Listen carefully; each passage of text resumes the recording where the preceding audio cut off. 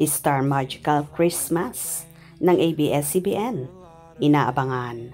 Kim at Paulo, present kaya?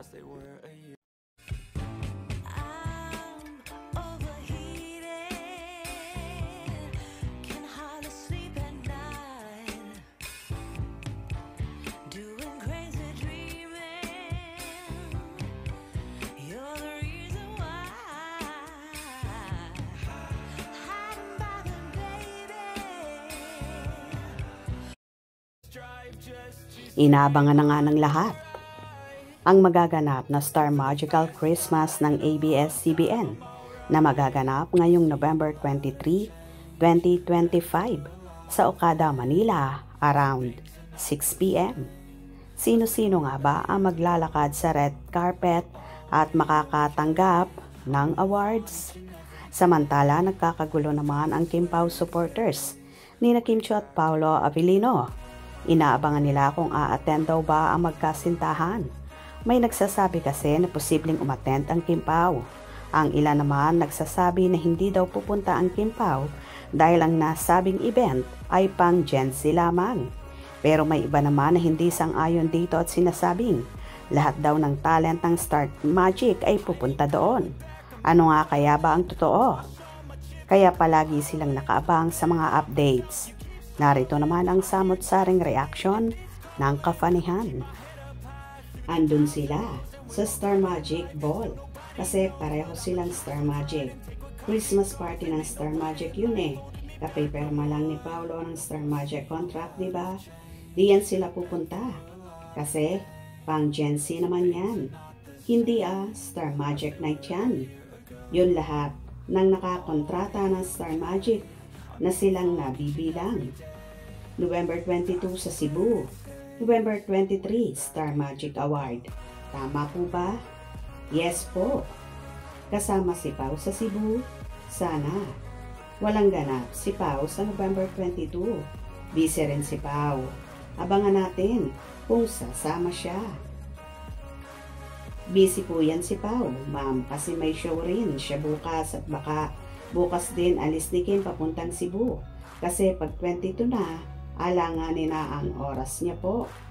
Ibig bang sabihin, pag hindi present si Paolo, wala sila.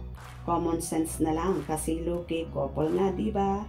Kahit ano pang sabihin, magjusawa na yan. Ha.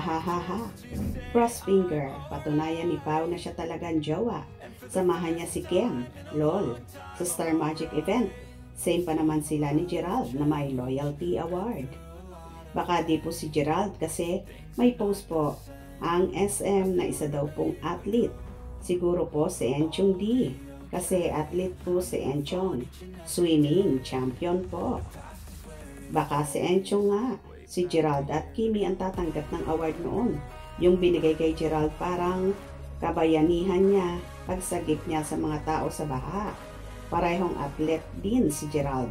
Nag-captain na nga siya ng basketball league, diba? Madaming lalaki ang tanggap ng loyalty award. Isang babae lang. Diba napanood nung nakaraang December binigyan na si Gerald ng loyalty award at pinasalamatan nga niya doon si Kimi. Nabigyan na ba si Gerald? Sino kaya yung soldier na tinutukoy doon? Daniel ang hula ng iba. Kung soldier malamang si Gerald kasi reservist siya pero nabigyan na siya ng award last year sa pagsagip sa mga nakatulong sa baha sa Manila. Yung panahon na yon nag-donate si Kim at Paolo ng tig 1 million cash at 1 million worth of groceries para sa binaha. Kaya sabi ni Direk Loren, thank you sa total 3 million na donation ng Kim Pao. Heroes Award ata yun, baka ngayon Loyal Award kasi same sila ni Kim. Nag-start sa Star Magic, mag 20 years na sila. Sana mabigyan din si Paolo kasi hindi rin siya umalis sa ABS-CBN nung nawala ng prangkisa. Tumulong pa siya sa mga employees na nawalan ng trabaho hanggang noong pandemic. Days tumuling din sila ni Kim. Wala pa ang Kim Pao noon. Hindi kasing galing siya ng GMA. Si Gerald kasi sabay po sila ni Kim. Kas, ipaglaban mo talaga. Tapos na si Gerald last year kaya ngayon si Kim. Kapag sinamahan ni Paolo Avellino si Kim Chiu sa Cebu, naniniwala na ako na sila na nga. Sila na po. Kahit hindi kasama si Paolo sa Cebu. Ay, di yan sasamahan kasi ayaw na ayaw nila ng PDA. Private nga, di ba? Di na need ng public sympathy para lang matawag na may relasyon sila. Sana nga po, admin, sumama si Pao. He is also under the same management. Star Magic. Well, wag na po kayong magtalo-talo.